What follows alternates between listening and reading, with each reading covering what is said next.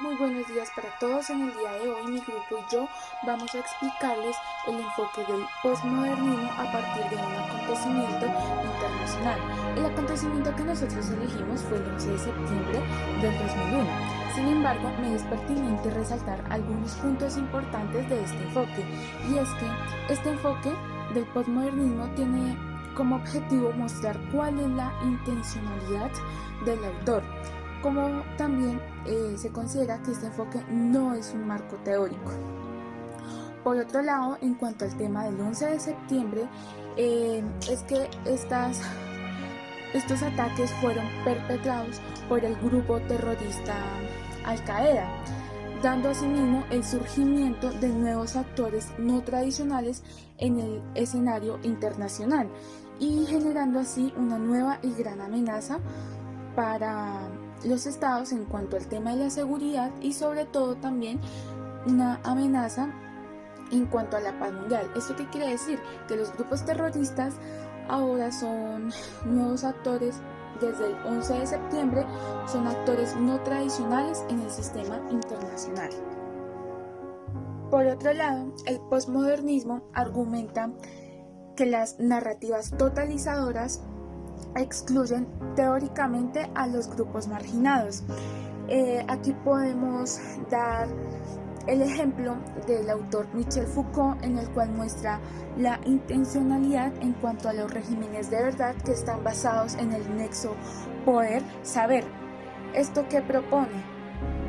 Propone que dentro de un determinado tema no existe una verdad absoluta, sino que más bien existen perspectivas que compiten entre sí, como también se cree que dentro de un tema hay una verdad, pero no es una verdad única, es una verdad que se considera dominante, competitiva con las diferentes perspectivas, y sobre todo es dominante sobre toda o cualquier otra verdad. Como también el autor Kevin Zapata nos da la premisa de que no hay ningún tipo de información pura, es decir, este autor argumenta que no hay una cuestión con el tema de la modernidad, que los preceptos lo cuestionan, y sobre todo también cuestionan preceptos en cuanto al tema de la representación, esa representación de identidades, de culturas, de cada individuo, de cómo lo diferencia en cuanto a un tema en sí. Por lo cual también se puede decir que hay un tipo de rectificación en el posmodernismo. ¿Esto qué quiere decir?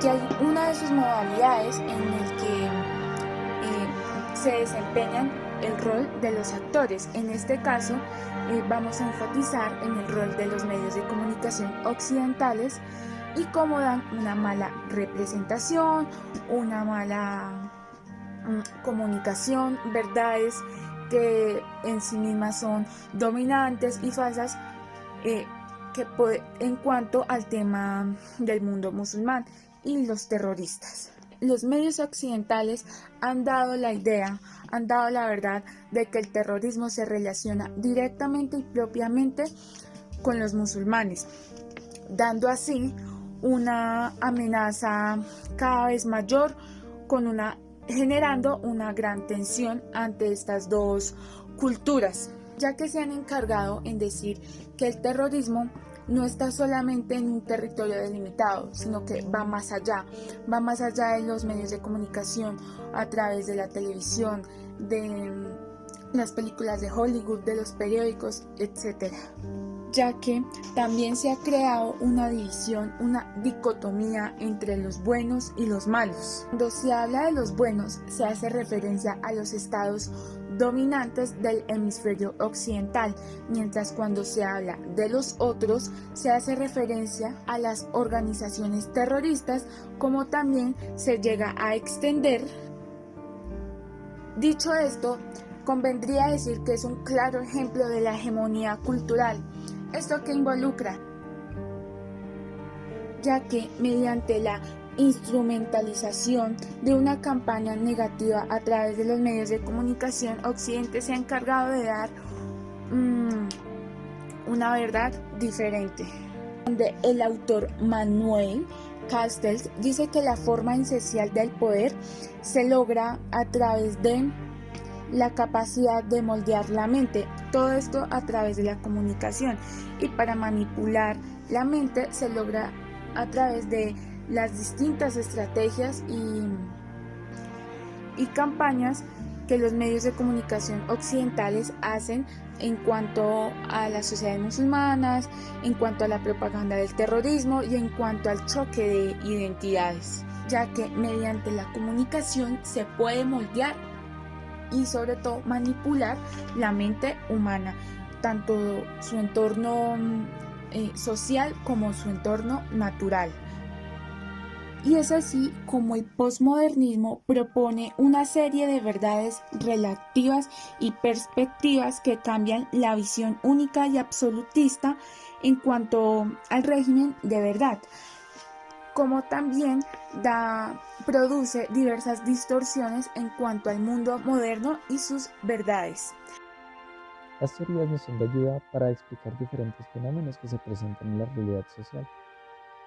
Un acontecimiento de la política internacional como lo fue el 11 de septiembre llamó la atención de diferentes teorías, en especial del mainstream y del racionalismo, que trataban de darle una explicación satisfactoria al fenómeno.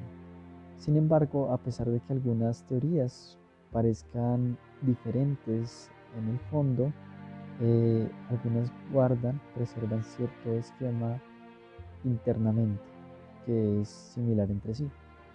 De allí que Federico Merkel, profesor de Ciencias Políticas y Relaciones Internacionales de la Universidad de San Andrés en Argentina, nos advierta que tanto para el neorrealismo como para el neomarxismo, el 11 de septiembre es más una consecuencia de cambios en el pasado que una causa que implique una transformación profunda del sistema internacional. Dicho de otra manera, para estas dos corrientes de pensamiento, el 11 de septiembre era ciertamente predecible. Eso se explica por un lado desde el neorrealismo, precisamente por el desinterés que mostró Estados Unidos frente a Afganistán tras la disolución de la Unión Soviética y precisamente al ser el hegemón de un nuevo orden mundial. Por otro lado, el neomarxismo lo explica desde una estructura pues que eh, está abierta al cambio precisamente por las dinámicas económicas. Uno de los autores del neorrealismo que trató de explicar el fenómeno del 11 de septiembre fue Kenneth Waltz. A través de su texto El realismo estructural después de la Guerra Fría, nos menciona dos características del sistema internacional. El primero es una unipolaridad y el segundo es un predominio de armas de destrucción masiva. Para Waltz no se da una transformación real del sistema internacional, precisamente porque el terrorismo en este caso no representa un cambio para el segundo factor, que es las armas de destrucción masiva. De hecho, en un debate sobre la proliferación de armas nucleares, Kenneth Waltz mencionaba que Hussein hubiese querido tener armas nucleares. Y pues esta idea la explica bastante bien en su texto Teorías y Políticas Internacionales. Quiero citar un fragmento del texto que menciona que cualquier tonto puede ver que la única forma de disuadir a los Estados Unidos es con armas de destrucción masiva. No puedes competir con armamento convencional. Eso es absolutamente imposible. Rusia no lo puede hacer, China tampoco. Obviamente para los rock states esto es solo una fantasía, ni siquiera podrían intentarlo, ¿cierto? Así que si creen que la seguridad está directamente amenazada, en particular por los Estados Unidos, o Estados Unidos actuando conjuntamente con otros países del área, van a hacer todo lo que puedan para adquirir armamento disuasivo nuevamente. La mejor opción será el armamento nuclear.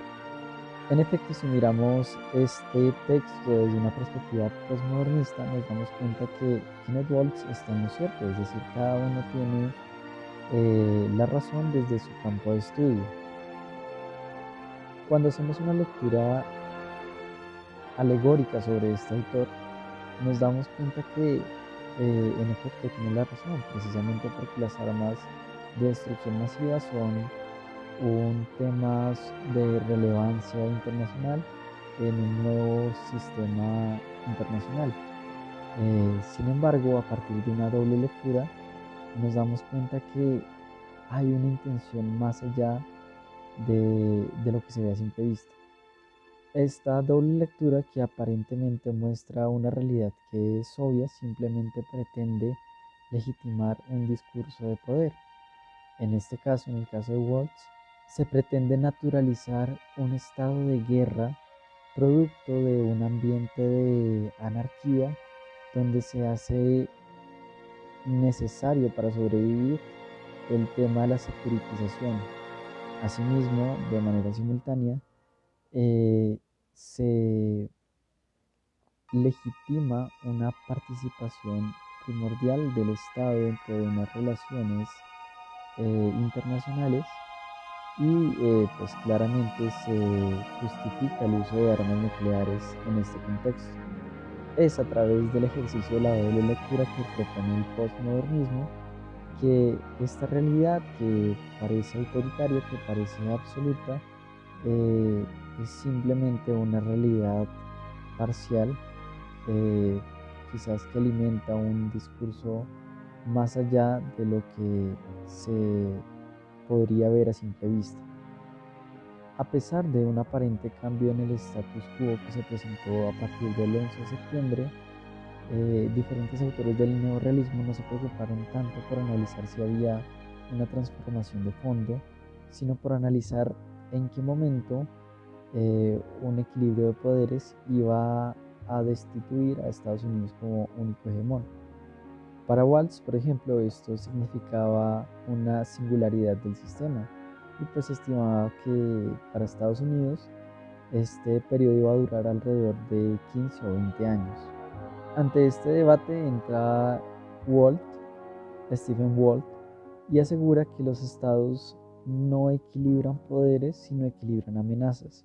Y el motivo por el cual Estados Unidos seguía siendo un hegemón es precisamente porque no era una amenaza para otras potencias grandes.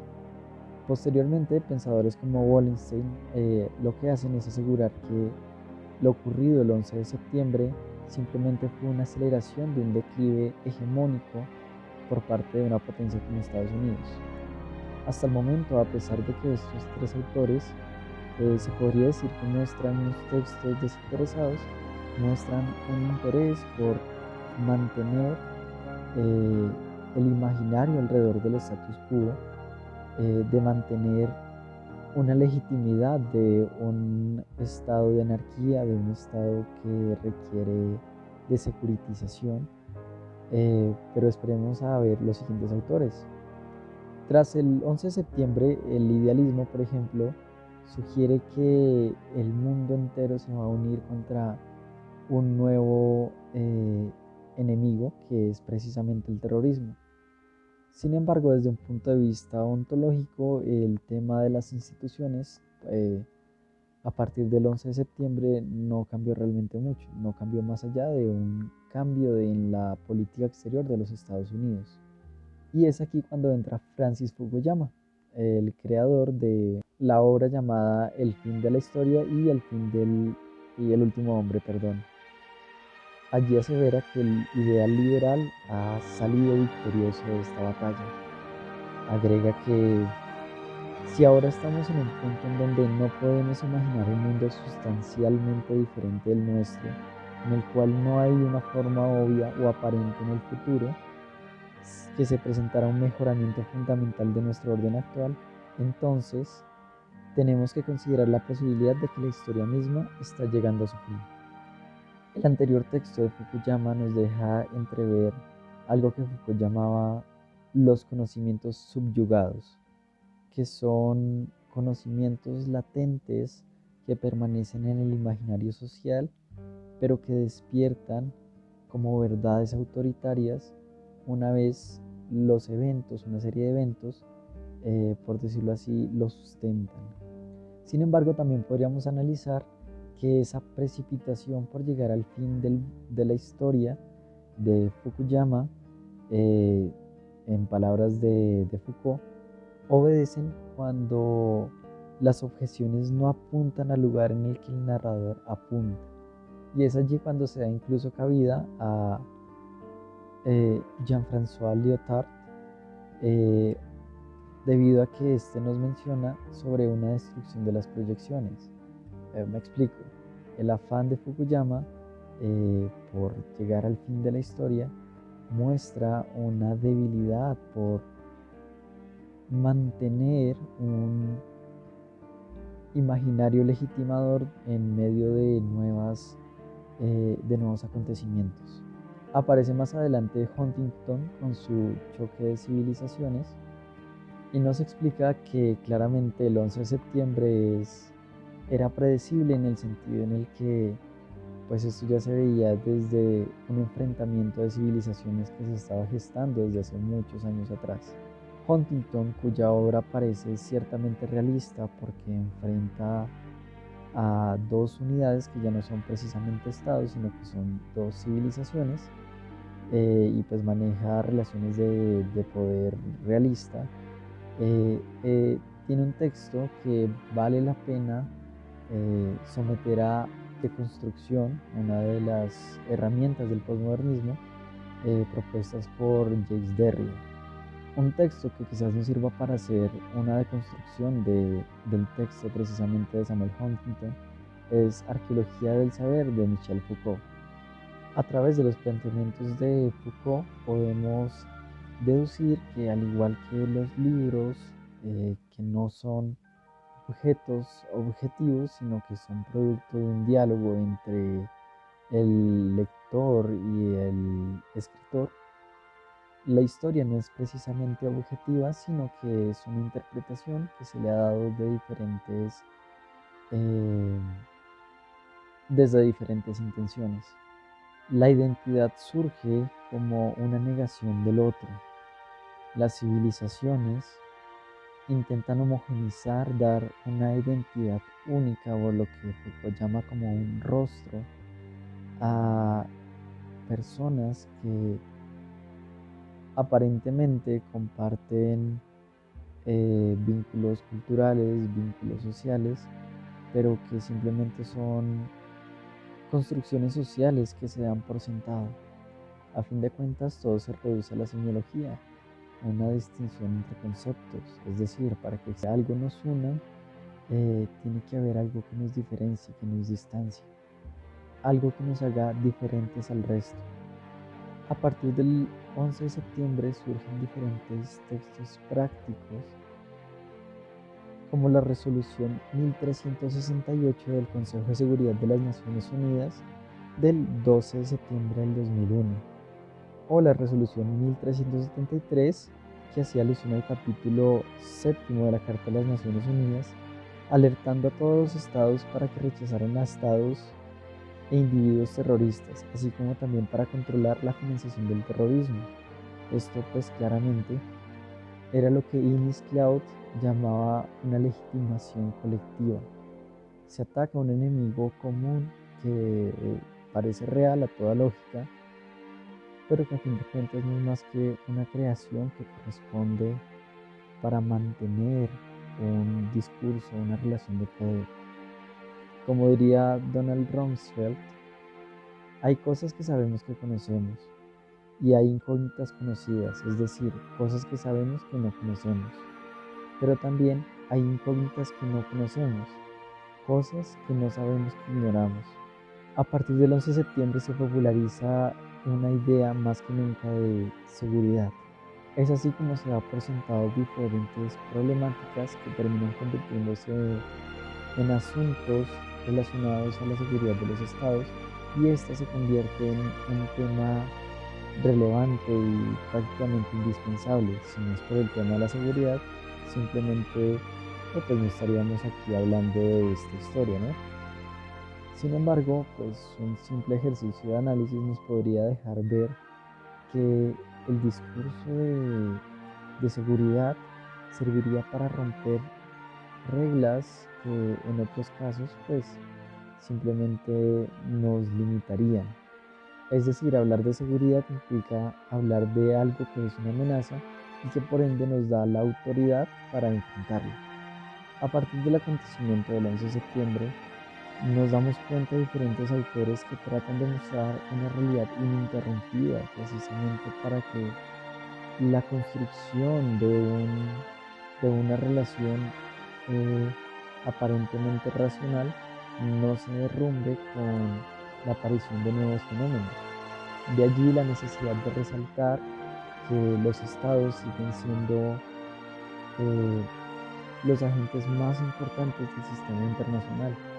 A fin de cuentas, como diría Alexander Bent, el 11 de septiembre fue lo que hicimos de él. Autores como Merkel abordan el fenómeno del 11 de septiembre a partir de tres perspectivas ontológicas diferentes, a saber, la parte material, la parte institucional y la parte discursiva. Primero, el autor concluye que desde los tres niveles ontológicos se puede ver el impacto, se puede analizar el 11 de septiembre y ver su impacto en la política exterior de Estados Unidos. Analizando desde una perspectiva o una ontología materialista, el autor dice que el 11 de septiembre realmente no ha cambiado como radicalmente la política exterior de los Estados Unidos y es más una consecuencia que una causa. También se menciona que para el realismo estructural realmente el 11 de septiembre es más un efecto del unipolarismo, pero para el marxismo es más una declinación de la hegemonía americana de la economía mundo. También el 11 de septiembre ha colocado la agenda estratégico-militar en lo alto de la política exterior americana. También desde una ontología institucional, el derecho internacional, la guerra y la soberanía tienen ciertas reconsideraciones que vienen desde Washington, pero realmente no se puede ver un cambio radical en estas que se vea como iniciado desde el cambio en la política exterior americana. Lo único que se da es como un pequeño diálogo que se da con las Naciones Unidas que hace temblar estos supuestos neoconservadores, pero que solo buscan como analizar cómo realmente funciona el orden internacional. Y para finalizar, el autor nos menciona algunas contribuciones del constructivismo para el 11 de septiembre. Él cita directamente a Wendt, que nos dice lo que hicimos de él. Es decir, el constructivismo brinda diferentes maneras de entender el ataque y que esta manera de entender el ataque nos da unas acciones concretas. Para algunos, este 11 de septiembre fue un ataque al poder económico y militar más grande del mundo. Para otros fue un ataque a la civilización de Occidente y para otros más es más un ataque al centro de la globalización, pues que es Estados Unidos. La primera conclusión a la que se llega es que a pesar de que el problema del cambio está presente en una literatura especializada, aún no se llega a un modelo de consenso para saber qué cambió y cómo cambió. Los dos motivos por los cuales no se ha llegado a este modelo consensuado es primero el dominio que tiene el realismo en la teoría de la naturaleza de la política internacional. Una visión continuista del presente no puede dar un cambio de los patrones de la política internacional, por ende continúa a considerar que son más importantes las continuaciones que las transformaciones. La segunda falla es la falta de la perspectiva histórica de las relaciones internacionales. Después de este suceso del 11 de septiembre, las frases eran como el día que el mundo cambió o los conceptos que necesitamos para entender lo que pasó. Entonces, al traspasar estas frases a una perspectiva histórica duradera, realmente va a quedar descartado el 11 de septiembre. Todos los modelos analizados en el texto tienen material conceptual para analizar el 11 de septiembre, pero pues cada teoría utiliza ciertos indicadores para dar respuesta o dar sus conclusiones. El 11 de septiembre ha generado un importante número de análisis de perspectivas estratégicas como lo son el terrorismo, la seguridad internacional, la proliferación de armas de destrucción masiva y la guerra preventiva, pero realmente estos no han incitado, no han impuesto que se cree una nueva teoría para analizar estas situaciones diferentes a las que ya se tienen en la disciplina de las relaciones internacionales.